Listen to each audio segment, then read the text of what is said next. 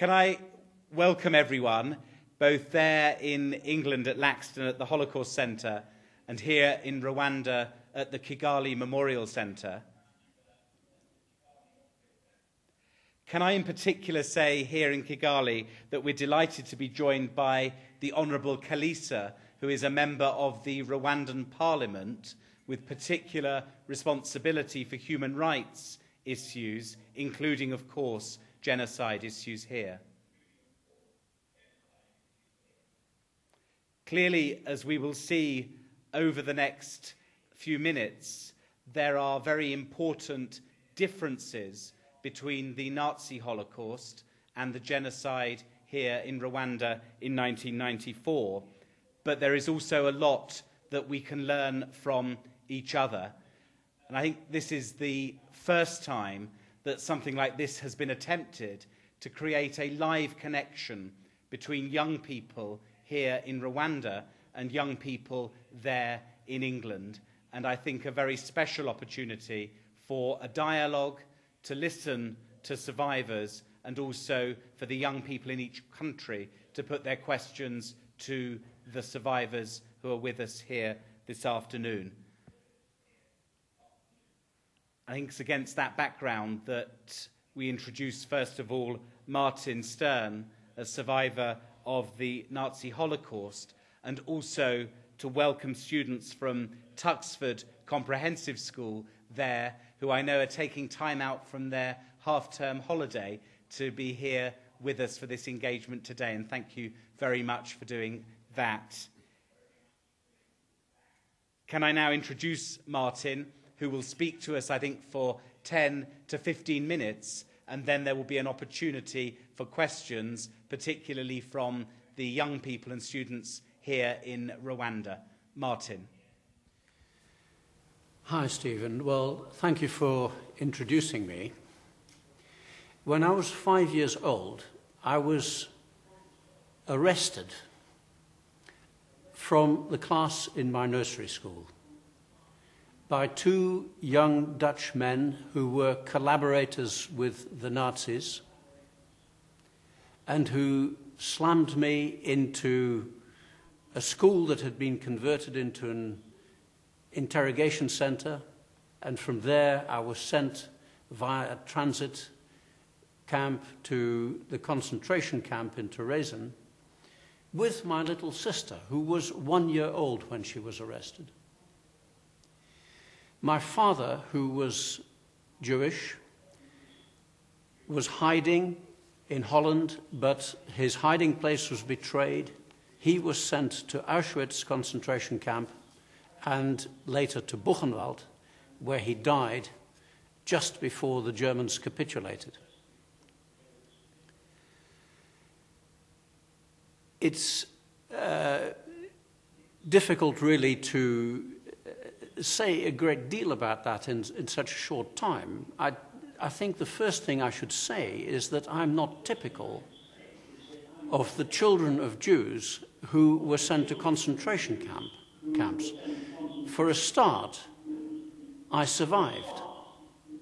I survived because of a series of pieces of enormous luck. In the concentration camp, there was a woman who took my sister and myself under her wing, and that meant that we weren't in the same place as all the other children. And that is probably the reason why we were not sent off to Auschwitz and killed.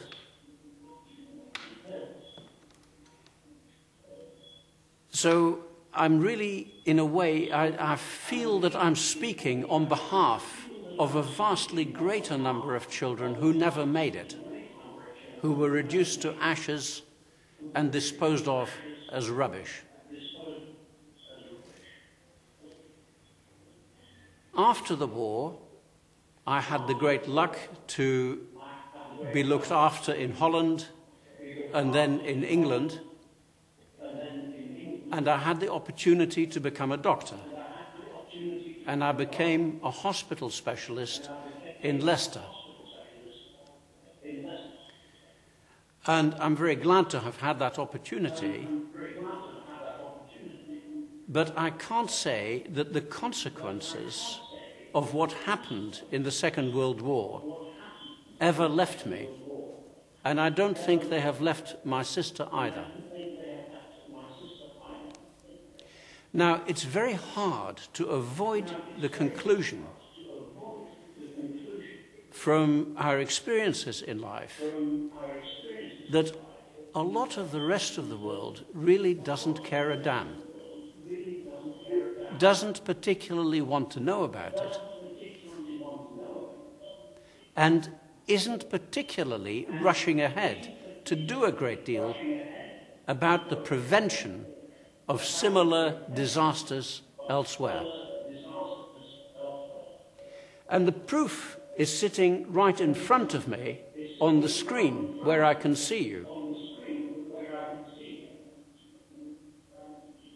Rwanda, the Rwandan massacre was not prevented, and when it was going on, the intervention was disgracefully inadequate. So whatever lessons have been learned from the Holocaust are inadequate, and we need to supplement them with the lessons learned from Rwanda. And I must say that here in the Beit Shalom Holocaust Education Center, there is a place where an effort is being made to get people to take this whole issue seriously, to learn from it, and to do something about it. And that's why I'm very glad to take part in this conversation. Now, as far as you in Rwanda are concerned, I'm just an ignoramus. I know what I've read in the newspapers and the little bit that I've seen on television, and perhaps a little bit that I've learned here at Beit Shalom. So I would like to learn from you the lessons that you think the world has to learn from your situation.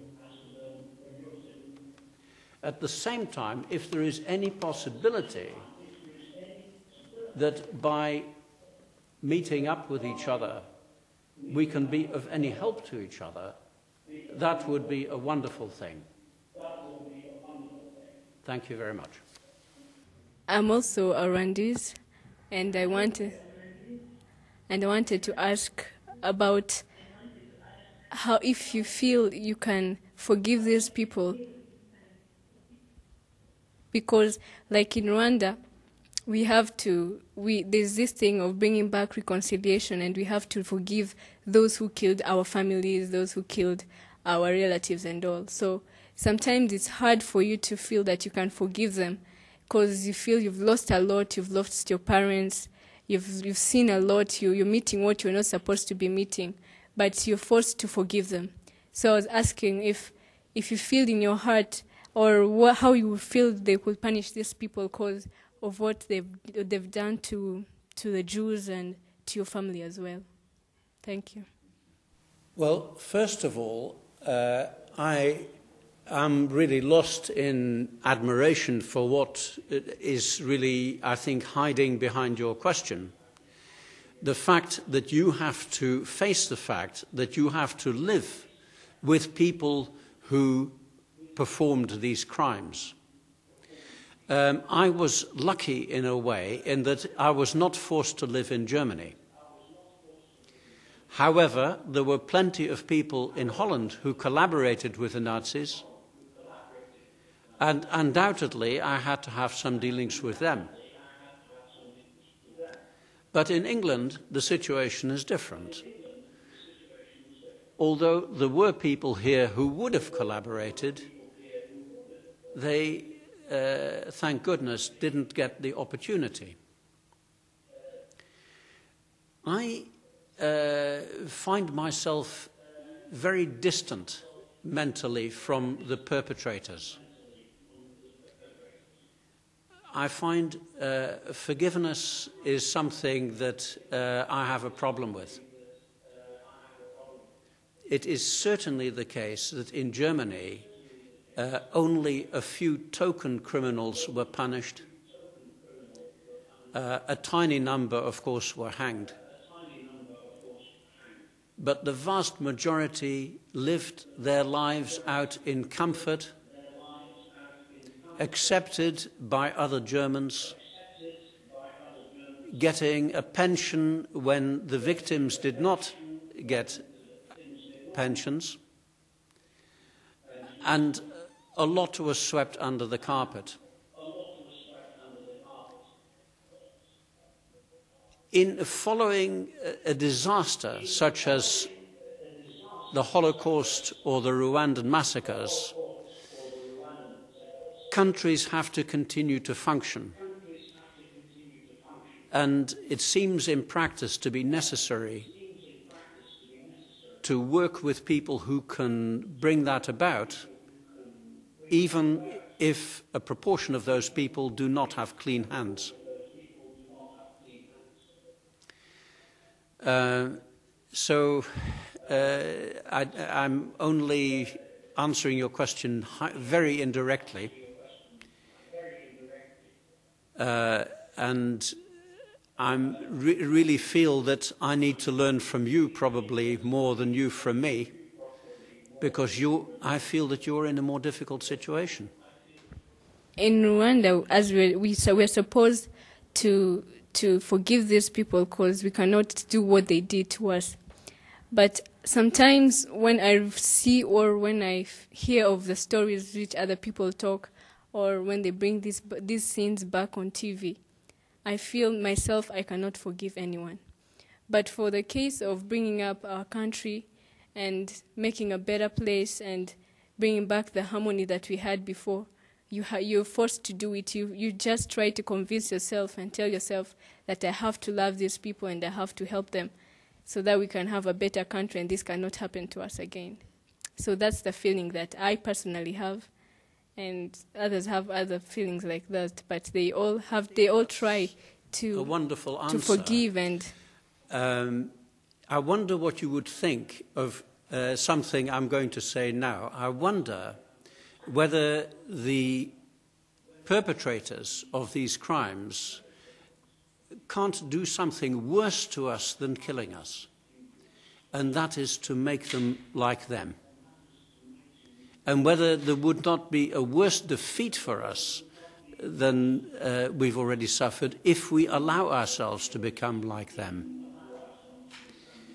So even in our behavior towards the perpetrators, we have to behave in a way that we, you and I, can live with. We have to try to be decent people, even if others are not.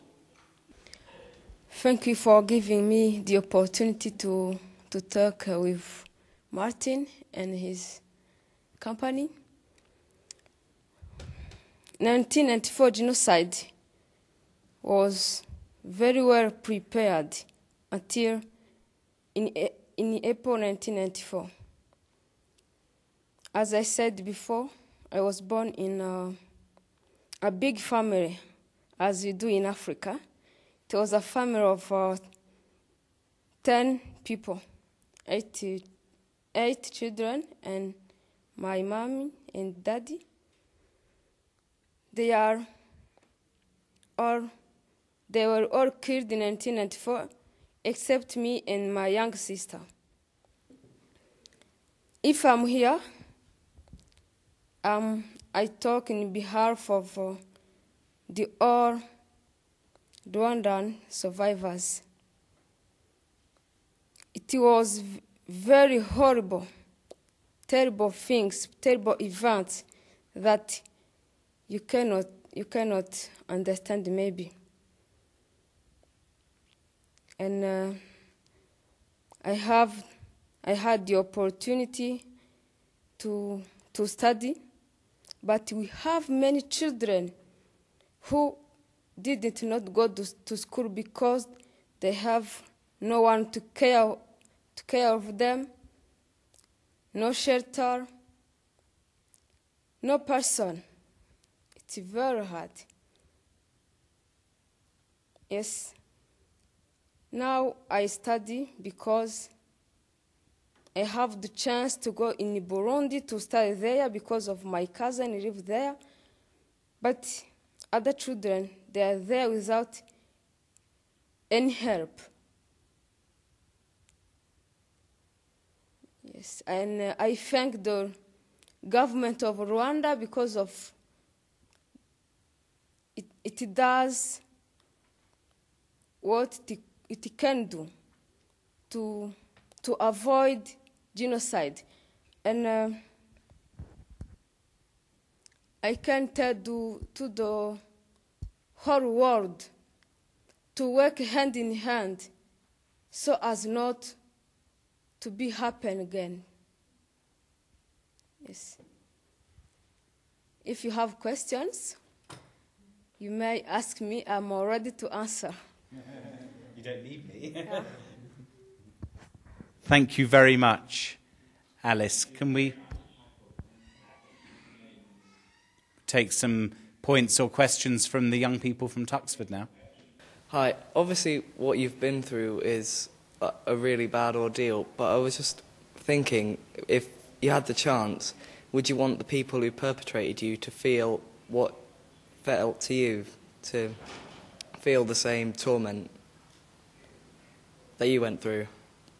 It's hard to wish somebody to pass in the same situations, but what I want is to ask for the killers, to ask for pardon, to ask forgiveness, but they don't ask pardon. It's very hard, but I wish that they could feel like us. Yeah, but I cannot wish to them to pass in the same situation. Yeah. Thank you. How do you cope with seeing the people that cause these things to you every day, like, because they've done this to you and you just see them and they're going about their normal business? It's very hard to express my feelings when I see the people around me to come and salute me. It's very difficult. It is as if I'm not myself, as if I am dead person. It is not very easy to see someone who killed our relatives, our friends, or the whole family. It's very difficult to find the real word to express it. Okay. Do you feel the government's doing enough to stop this, the genocide happening again, and to make sure that you're all getting along well? Yes, our government is doing something better because it does with all the efforts to avoid the genocide in our country, and our government organizes some kind of talks between villagers so as to try to unify people and to incite people for forgiveness. And for the killers, it helps to recognize their sin and ask for forgiveness, ask for pardon. But it's very difficult for the all killers to accept their bad deeds. My question is for those young students, because I can see they didn't see the real genocide of their parents, and I want to know how do they do so that they can live with those people, those who killed their parents, because it's very hard. My question is the same as they asked for us, and I want to know the real feeling, because some the orphans, others they didn't had the chance of seeing their grandpa or grandma. I want to know their feelings. How do they live? How do they do? Is it easy for them to study well? Because for us, it's very hard because you are in the school, you are in the class, and you can see what happened. Because for us, we survive it. So I want to know, how do they live? How do they do? By a very strange coincidence. During my work as a hospital doctor, I was allocated to work with another hospital doctor, who has spent his childhood in Nazi Germany as a German, whose father was an engineer working in a factory which the Germans had captured from the Czechs, and they had turned it into an arms factory. And in this arms factory, this German engineer employed slave labor. In other words, people like my father. If this colleague had been deeply sorry for all those events, and if he had shown by his behavior that he himself wanted to behave in the opposite way, he would have been my best friend.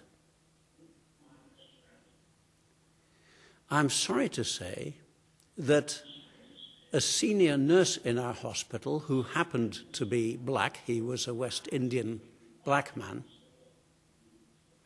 told me that during a ward round, my colleague turned round to the other doctors who were with him and made an insulting comment about the patient lying in the bed because he was black. On other occasions, this man also made remarks which made me realize that his mind was still set in the old ways, that the influences of his childhood had not left him. So he was not my best friend, and he never will be. Unless his mind changes. Those of us who have a religion are familiar with the idea of atonement, and certainly in the Christian and in the Jewish religions, nobody is ever beyond hope. It is possible for anybody, however bad the things they have done, to become a good person if they want to do that. And the process is called atonement. And the thing that tells us and them whether they have really gone through this process of atonement is whether, when they are in the same situation, they behave in a different way. I can imagine that if one of the perpetrators of the Rwandan massacre really atoned and saw somebody who had been on the receiving end of the atrocity, he would want to care for that person like it was his own child.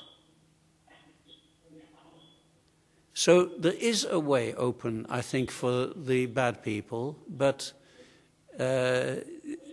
it is not unconditional. It depends on them going through that process. That would be my view. My comment is like to give the background of how Rwandese people are living, just to let the young people who are there to know how we are living. From our parents, we learn to be very strong, even if you are suffered. So that's why there is no problem to overcome the problems that we are facing after genocide as the youth. And also, because of our government is trying to make people united and try to encourage reconciliation and justice, we try to follow other people. We try to live as we are going to live with, even if your neighbors are the killers of your family. So you have to live with them. Don't mind if maybe I can tell you that if you will come to Rwanda, walking in the street, you could not see even the conflict between people. We are working together, we are living together, we are studying together, and there is no problem. The problem is inside of everyone. And that's why most of survivors are facing the trauma cases, which are very serious, especially for the young. That was my comment. But I have a question to Martin. As you conclude your small story, you said that you want to come to Rwanda. We have here the oldest survivors. You know that our genocide started from 1959. There are people who are still living from that time, who suffered like you can count the years. What do you think of, or from your experience? I can see that you are old.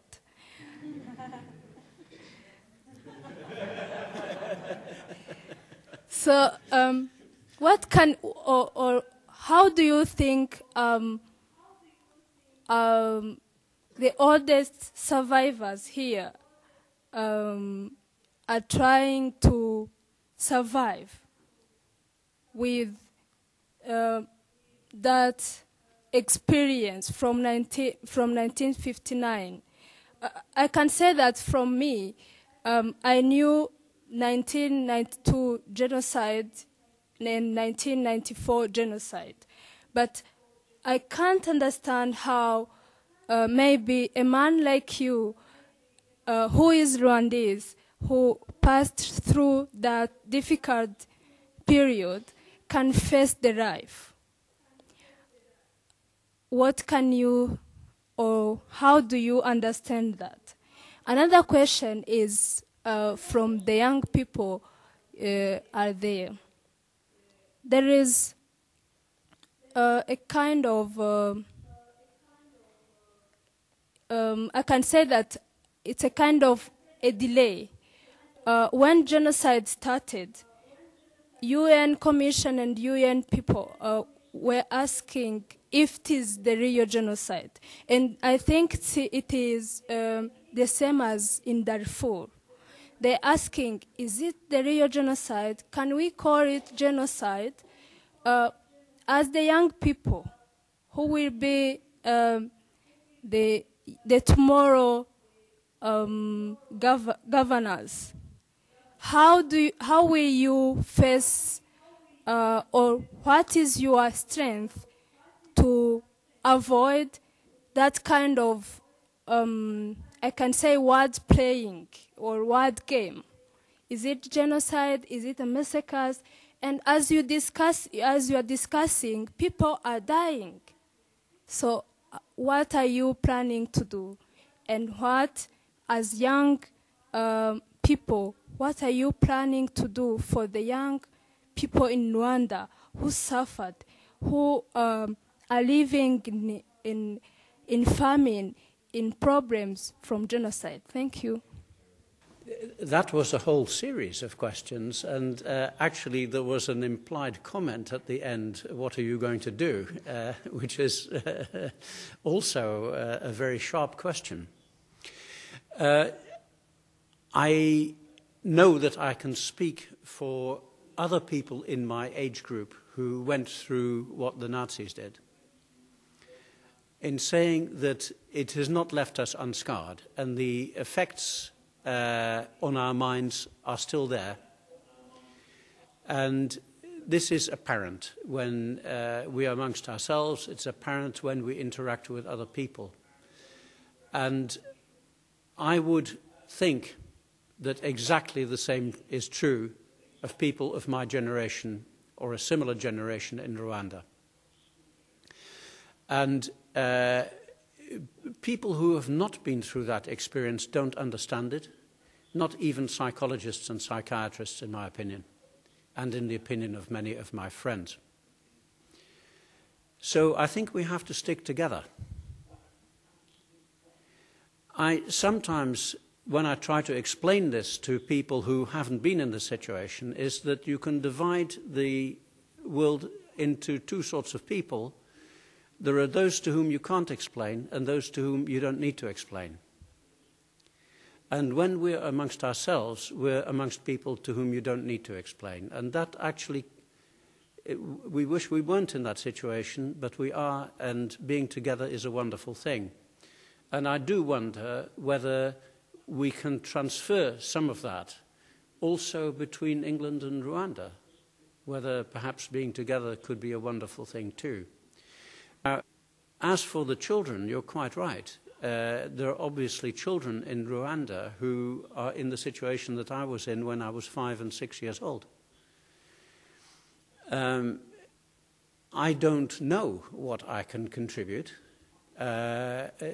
I think, as far as I'm concerned, first of all, I need to learn some things from people who are in Rwanda and who know what the situation has been and is in Rwanda.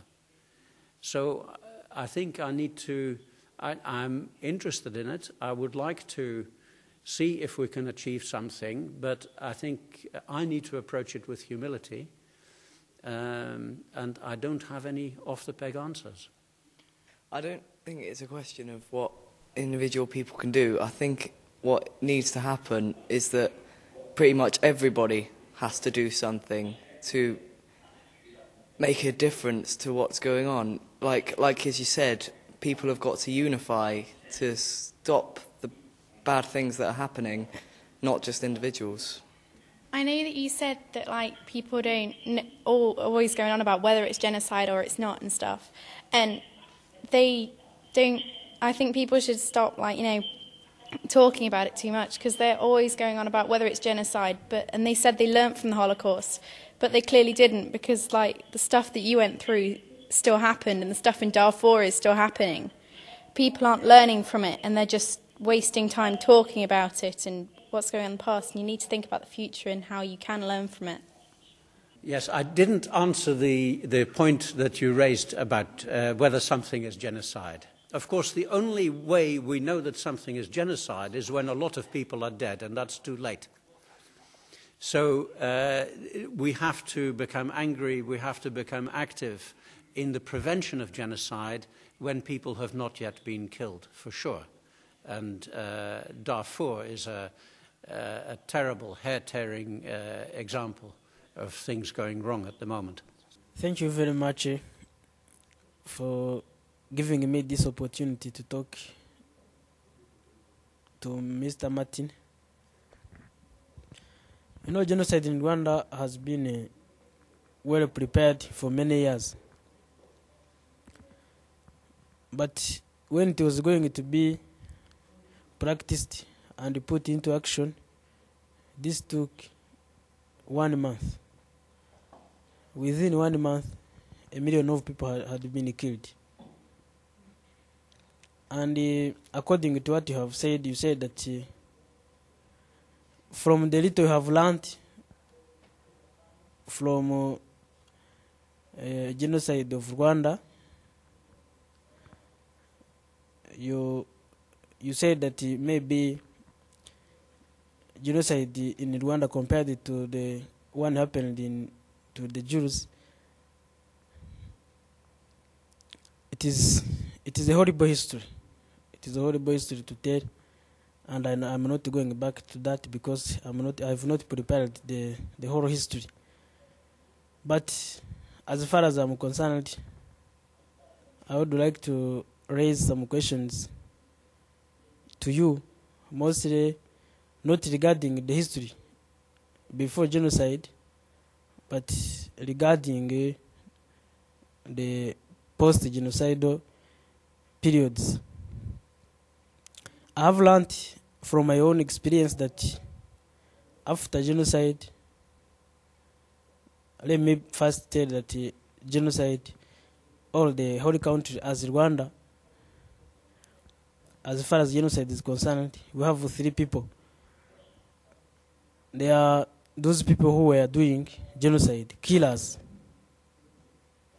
They are also those who were being killed, and others were just there looking what's happening, or aside doing nothing. Then after genocide, it was remarkable that those people from the other side, apart from killers and those being killed, were feeling very pity for those people, for the genocide survivors, if I can say. Meaning that they were showing a sympathetic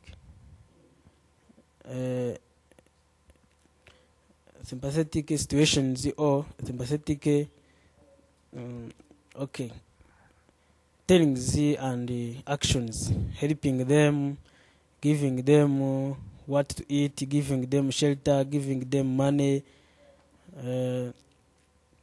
affection, and so on. But as time go on, it was also remarked that things go on changing. And those people, the genocide survivors, are taken as if they are burden. As if they are burden to the country or to the neighbor, to the relatives, those who are helping them. I would like also to ask if it had happened in your country, and how did you manage to go through this difficult situation, and if it was successful, would you please advise the genocide survivors of Rwanda how also they can go through this difficult situation? The second is concerning traumatism. It was also remarked that after genocide, few months or few years, as for example, as per now we have, it is 12 years after genocide. It's about, then traumatism is becoming stronger and stronger, and also it is expanding among the people who suffered from genocide. And from that, it becomes also a problem that those, for example, students who are genocide survivors will not perform well in class because they are not settled, they don't have shelter, they don't have affection. Morally, they are destroyed morally, of course. That is true. So I would like to advise, I would like to ask Mr. Martin to advise those children, students, and even grown-up people. They are also suffering from that question, because that problem, because some of them find that they cannot not even perform well on their jobs because of those events that they passed through.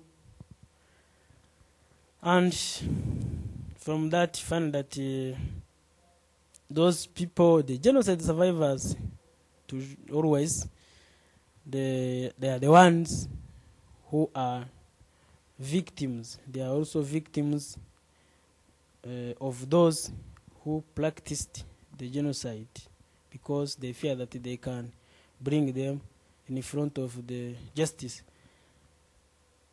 It is a very long story. I don't think I'm well prepared to tell about it, but as per now, this moment is concerned, because this is not my time to tell the story. If my time to tell the story comes, then I will tell it, but I would also like to take the opportunity of this occasion to get some advice from a grown-up person, an experienced person like you, who can give some guidance to us so that we can also live long like you and come to an age like that you have reached, and maybe go beyond it, beyond of it. So thank you very much. Thank you, sir. You're the second person who has commented on my very advanced age, and if I can start with something positive. I have 2 little grandchildren, and I cannot tell you how happy they make me, and I hope and wish that the same will be true for all of you, that you will ultimately have grandchildren and great-grandchildren, and that they will give you tremendous happiness. You asked me towards the end of your question about advice. I have to say that in my own opinion, and as a doctor, I've spent my working life giving other people advice. I have found that the advice that people have to offer me about this situation, and that they offer my friends who have been in a similar situation, is of rather poor quality and not of a great deal of value. I'm sorry to say that, but that is my opinion. I think you need to stick together. I think you all learn lessons which you can pass on to each other. My feeling is that you can give each other support that no other human being on earth can.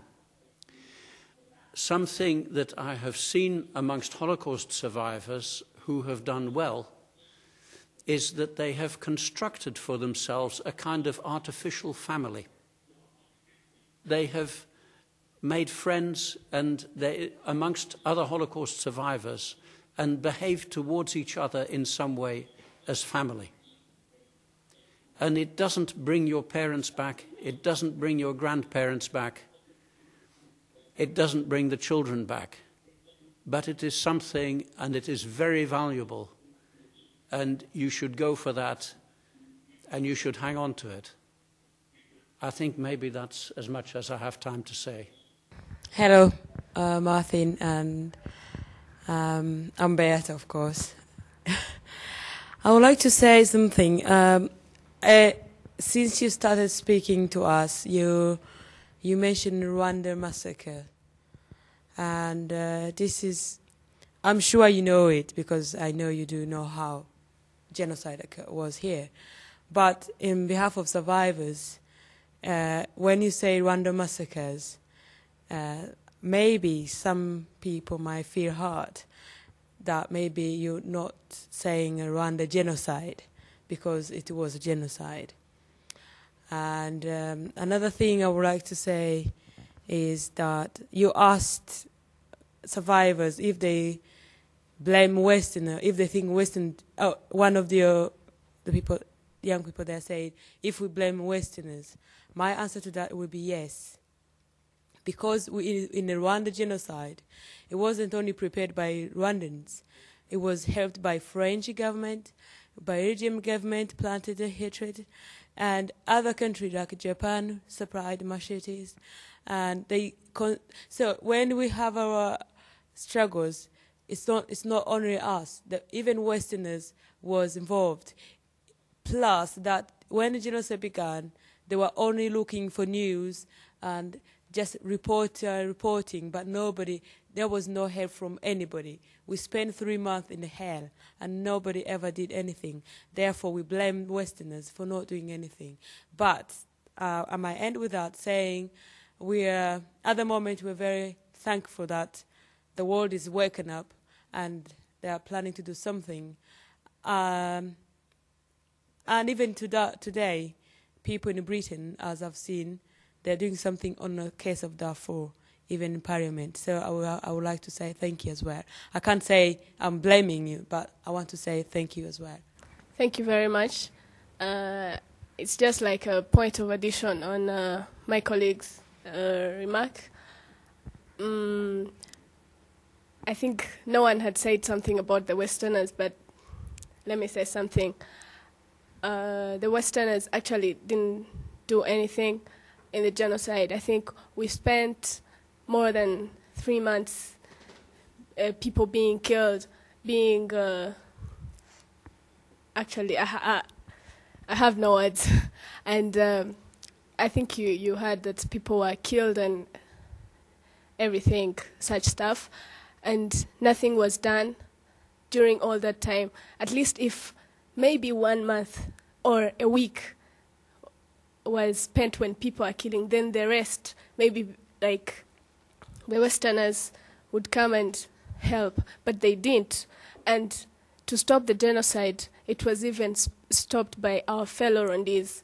And maybe I can't finish by only blaming. In the last 12 years, people have done something to help Rwandese. Actually, they have done something, but not really as we would hope. We really need help from you people, from others who may be listening to us, and maybe to show us that you people did not do anything during the genocide, and then to show us that you are concerned now. There are many people who need help in many ways. So I would like to really ask for that help, because, yeah, you did something, but then people are still suffering. So if you really want to show us that you are concerned, you can help our fellow Rwandese. Thank you. Well, first of all, I'd just like to say thank you very much for everybody coming here and they're helping us to understand about what's happened in Rwanda, because I, for one, I don't know anything really about it, and it's really helped me for you to all come here and tell us about what's happened and about all the things that you've been through. And I know that to some people I know that the Western government didn't do anything at all to help you in the genocide, but the problem is that even though that we may care about what's happening, that we can't control our government, and we all want to help. And now we are helping. We've set up charities, we have everything, and we try to do what we can because we've realised our mistakes from the past. But we can't erase what our government have done, even though we want to help. And people are trying to help now, and we've got all sorts of things set up. And I know that there should be more done to help, but there's only so much that we can do. So. On behalf of Tuxford School, I'd like to thank you for the thing you've done for us, and it's helped me a lot, and I'm really thankful. I believe that the only way forward is for us to teach our children and tell them all about this and educate them, but education is not the only way forward. Progress needs to be made, and the government needs to realise that everywhere around the world there are lots of problems, and they all need to be solved and helped. And I'd like to thank you on behalf of everyone for everything that you've done. Beata, thank you for your comments. People like you and I have been through horrible experiences. I think your experiences were considerably more horrible than mine. I was lucky in that respect. But I think we also feel that insult can be added to injury, and I therefore apologize for not using the word genocide. It wasn't because I was wanting to deny that it was a genocide. But that's a very serious matter. The Armenians are a very good example of people whose genocide is being denied, and it hurts them every day. And the same is true with you and with me when things like that happen. There is the issue about what we do rather than just mouthing platitudes. I hope that we are seeing the end of the attitude in international relations when what a government did to its own people inside its own borders was its own business, even if that business was genocidal. And I think as an individual, one does appear rather impotent. But of course, you're part of a democratic whole. You can make your voice heard. And we've got to try and encourage our government and other governments to take a beneficial interest in the vital issues that affect people in countries not our own. And we do have to be prepared to intervene on their behalf when it amounts to not only genocide as such, because that's too late, but the pre-genocidal events. It is amazing to talk about genocide, either Rwandan genocide or genocide. And this is an opportunity for us, especially for young people, to learn from the past. But what to learn from the past? For to build the future. In the past, we faced genocide in 1945, in 1994. We faced genocide. So now we are trying to remember what happened for avoiding a future genocide. Unfortunately, today we face people around the world who deny genocide.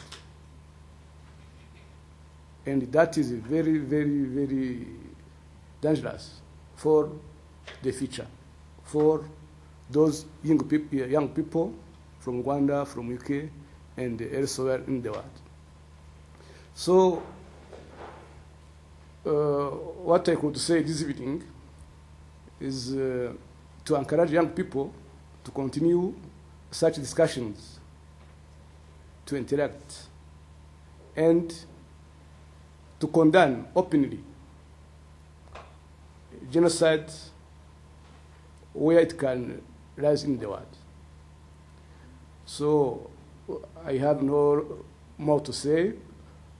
Only I have to thank Smith family, especially Stephen James, about what they do according to prevent genocide in the world. It is very important, especially I thank them for this, for making possible this dialogue between Rwandan young people, young students, and UK young people. It is very important, and eventually I thank the UK government differently with many others, West countries. UK tried to help Rwanda, especially after the genocide, to overcome many challenges we face today from the 1994 genocide. I wish to you all a good night, a good evening. Thank you so much.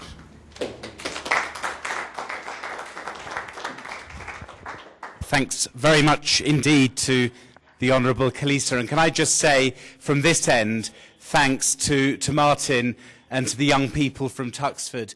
I think you've had to answer some very difficult questions, all of you, as well as engaging in the discussion, and I think it has been very, very positive and productive. So can we give them a round of applause for their participation today?